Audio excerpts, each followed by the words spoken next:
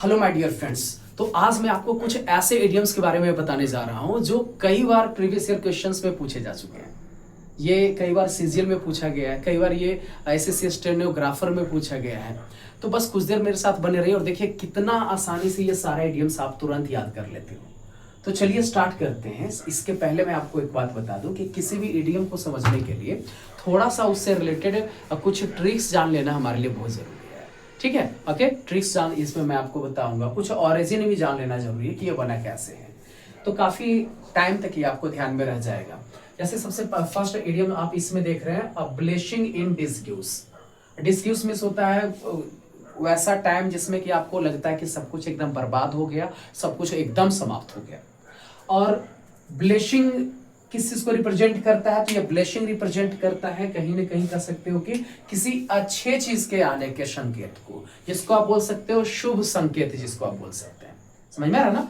डिसग्यूज किस चीज को रिप्रेजेंट करता है? तो डिसग्यूज रिप्रेजेंट करता है कुछ खराब होने वाला है, कुछ गलत होने वाला है। ये बैड टाइम को रिप्रेजेंट करता है। समझ में आ रहा ना? ओके। अब यदि मान लिया जाए कि किसी चीज को लेकर के अगर कुछ ऐसा सिचुएशन बन गया हो जिसमें आपको लग रहा हो कि अब तो सब कुछ बर्बाद हो जाएगा, अब तो सब कुछ तबाह हो जाएगा। समझ में आ रहा है ना? ओके। जैसे कि मान लो कोई जान पहचान का इंसान नदी में डूब रहा है, नदी में डूब रहा है, ठीक है, और आपको तैरने नहीं आता, आप जोर से चिल्ला रहे हो, आसपास में कोई मदद के लिए नहीं आ रहा है, ठीक है, और आपको तो लगा कि अब तो गया, अब तो डूबा, अब तो गया, अब तो गया, पूरा आप जी जान लगा रहे हो, आप कुछ कर ही नहीं पा रहे हो। लेकिन अचानक उसी समय क्या देखते हैं कि बगल में एक पुल था, उधर साइड से एक तैराक, यानी जो तैरने वाला था, है ना, वो अचानक डूबते हुए देखा और वो लास्ट मोमेंट पे वो कूद गया और कूद करके जाकर के वहां पे उसको बचा लिया। मोमेंट ऐसा बना हुआ था कि जैसे सब कुछ बर्बाद हो जाएगा, राइट? लेकिन लास्ट मोमेंट पे आते आते क्या हो गया, सब कुछ एकदम ठीक ठाक हो गया, एकदम परफेक्ट हो गया। तो कुछ ऐसा सिचुएशन हो जाए जिसमें कि कह सकते हो कि दुख होने वाला तो था, लेकिन उसमें क्या आ गया, सुख आ गया। या कई बार ऐसा होता है कि आप किसी चीज को लेकर के बहुत ज्यादा मेहनत कर रहे हैं, लेकिन लगता है सब कुछ बर्बाद हो जाएगा, सब कुछ तबाह हो जाएगा, लेकिन लास्ट होते होते फिर सब कुछ एकदम सही हो जाता है। समझ में आ रहा ना? तो वैसे में हम यूज करते हैं ब्लेसिंग इन डिस्क्यूज। ब्लेसिंग इन डिस्क्यूज, ये आपको मीनिंग आएगा something that seems bad at first. कोई ऐसा चीज जो बिगिनिंग में लगता है कि एकदम खराब है, बहुत खराब है, लेकिन बाद में उसका रिजल्ट जो है वो काफी अच्छा हो जाता है।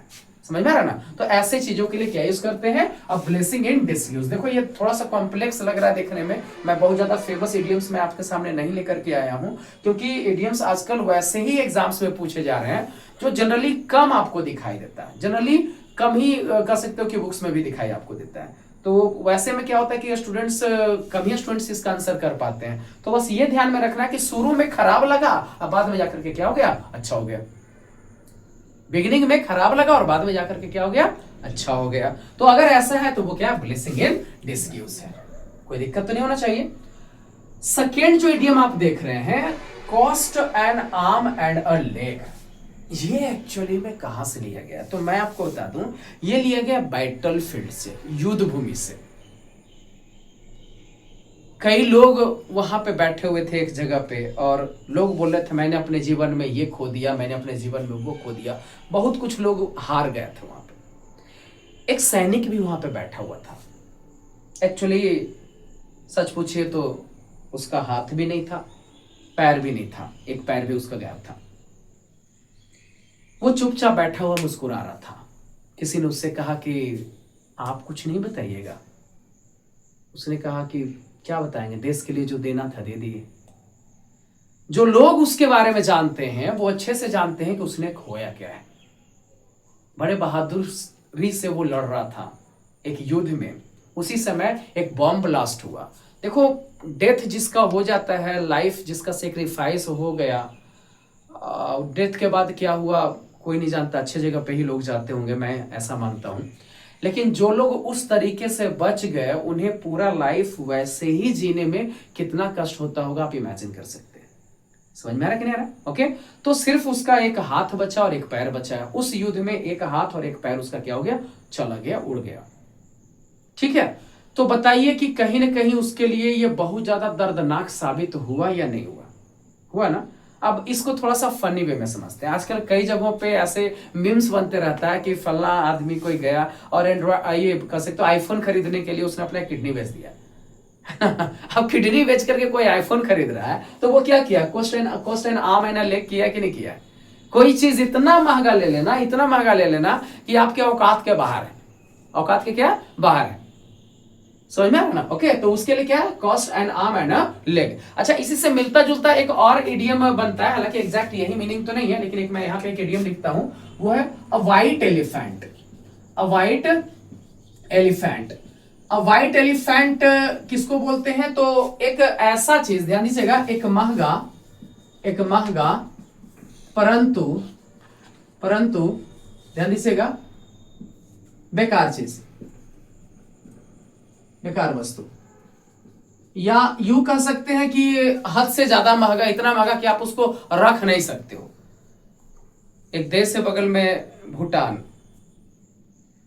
वहां और थाईलैंड में भी व्हाइट एलिफेंट जनरली शायद थाईलैंड में पाया जाता है, और वहां पे आप देखेंगे कि इसको एक होली एनिमल के तौर पे माना जाता है।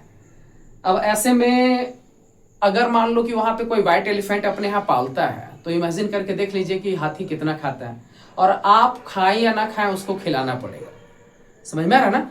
तो ऐसे सिचुएशन में क्या हो जाता है वहां पे कि जो इंसान हाथी को पाल रहा है, अगर उसके पास पर्याप्त मात्रा में इनकम नहीं है तो उसके लिए महंगा चीज तो हो जाता है, लेकिन उसके काम का कोई चीज वो नहीं रह जाता है। किसी का इनकम मान लो 25,000 रुपया है, और कोई ऐसा गाड़ी गिफ्ट कर दिया जिसमें मंथली एक्सपेंस उसको मान लो 50 से 60,000 रुपया लग जाता है, उसके रिपेयरिंग में, रख रखाव में, तेल ये सब भरवाने में। तो बताओ 25,000 रुपया कमा रहे हो और कोई ऐसा वस्तु ले लिए हो जिसमें 50,000 रुपया खर्च हो रहा है, तो आपके लिए वो चीज बताओ व्हाइट एलिफेंट है कि नहीं है ना। और महंगा खरीदने में जितना चीज तुम बेच दिए तो वो क्या होगा, cost and arm and leg हो गया।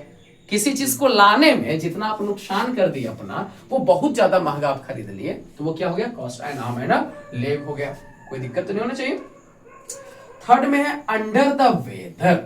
अब अंडर द वेदर क्या है, इसको थोड़ा सा ध्यान से समझिए। जब जब मौसम बदलता है, जब जब मौसम बदलता है, कुछ ना कुछ शरीर में भी चेंजेज होने लगते हैं, और जिसके कारण हमारा बॉडी जो है वो बीमार पड़ने लगता है। हालांकि ये छोटी मोटी बीमारियां हर किसी को हो जाती है, सर्दी, जुकाम, बुखार, खास करके अभी जैसे बारिश का मौसम मान लो है, तो जैसे ही मौसम चेंज हुआ, छोटे छोटे बच्चों को या हम बड़ों को भी क्या हो जाता है, सर्दी ये सब हो जाता है, खांसी हो जाता है, बुखार हो जाता है, होता है कि नहीं होता है। तो हम कह सकते हैं मौसम का बदलना हमारे बॉडी पर उसका इफेक्ट पड़ता है ना। तो अंडर द वेदर कहीं पे भी आए तो इसका मतलब हो जाता है हल्का फल्का क्या महसूस करना, बीमार जैसा महसूस करना, या यूं कहो कि बीमार हो ही जाना। कई लोग बता रहे हैं मौसम का प्रभाव है, क्या करोगे, हो जाता है, समझ में आ रहा ना। ओके, तो ये क्या हो गया आपका अंडर द वेदर हो गया, कोई दिक्कत तो नहीं होना चाहिए, ठीक है। Okay, now the next one is a bird's eye view. एक पंछी है जिसका नाम है बाज, जानते ही होगी। बाज के बारे में कहा जाता है कि उसका आईसाइट बहुत दूर का होता है, शायद 6 किलोमीटर दूर या 6 मील दूर से ही वो अपने शिकार को वो देख सकता है। अब उतने ऊंचाई से वो उड़ते हुए नीचे जमीन पर एक छोटे से चूहे को देख लेता है, तो सरसरी निगाह से धरती पर होने वाले लगभग चीजों को वो देख लेता है कि नहीं देख लेता है। जैसे कि एग्जाम में अगर मान लो कि आप एग्जाम इंस्पेक्ट करने के लिए गए हो, आप वहां पे गए हैं चेक करने के लिए, बाहर से आप वहां पे गए हो, तो एक बार में रूम में घूम करके सारा चीज आप देख सकते हो, देख लेते हो ना, कौन क्या कर रहा है, कौन क्या नहीं कर रहा है, एक एक्टिविटी देख लेते हो। ऐसा तो नहीं कि हर स्टूडेंट के पास जाते हैं, रुक करके वो क्या लिख रहा है वो पूरा देखते हैं, फिर अगले वाले को पूरा देखते हैं, उतना टाइम मिलेगा नहीं ना मिलेगा। तो सरसरी निगाह से, विहंगम दृष्टि कहने का मतलब एक तरह से सरसरी निगाह से, सरसरी निगाह कहने का मतलब एक बार में बस देख लेना कि सब कुछ ठीक ठाक है कि नहीं है। अब पैनी निगाह भी होना चाहिए आपका, ये नहीं कि ऐसा देखे कि कुछ दिखवे नहीं किया, कुछ पता ही नहीं चला, समझ में आ रहा ना। ओके, तो देख लेना। तो अगर ऐसा है तो वो क्या है, अब बर्ड्स आई व्यू है।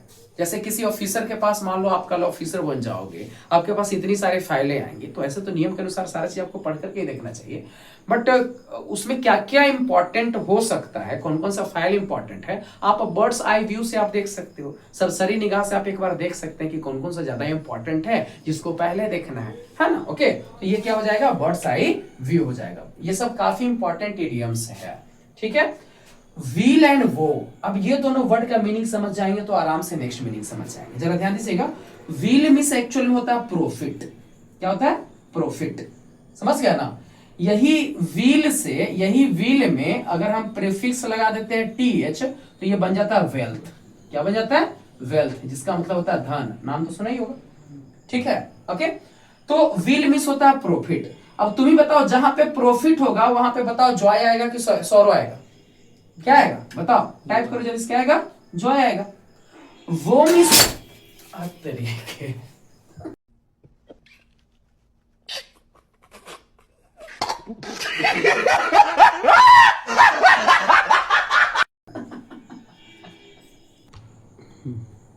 ओके, और वो मीन्स क्या होता है? तो इसका मतलब एक्चुअल में होता है इनमिटी।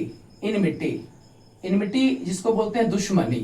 तो अब बताओ, कहीं पे भी दुश्मनी अगर होता है तो वो खुशी की बात होगी कि गम की बात होगी? कैसी बात होगी? तो किसी से भी दुश्मनी हुआ तो टेंशन आएगा, जहां पे टेंशन आएगा वहां पे क्या आएगा? सौरव आएगा। तो व्हील एंड वो ये रिप्रेजेंट करता है जॉय एंड सौरव। इसको रिप्रेजेंट करता है जॉय एंड सौरव को, यानी सुख और दुख को रिप्रेजेंट करता है। आई होप कि ये 5 इडियम्स आपको समझ में अच्छे से आ गए होंगे, और यदि आ गया है, चलो ये बोर्ड गिर भी जाएगा, यदि आ गया है तो अच्छे से सब्सक्राइब कर लो, लाइक कर लो और शेयर कर लो, ठीक है? Thank you.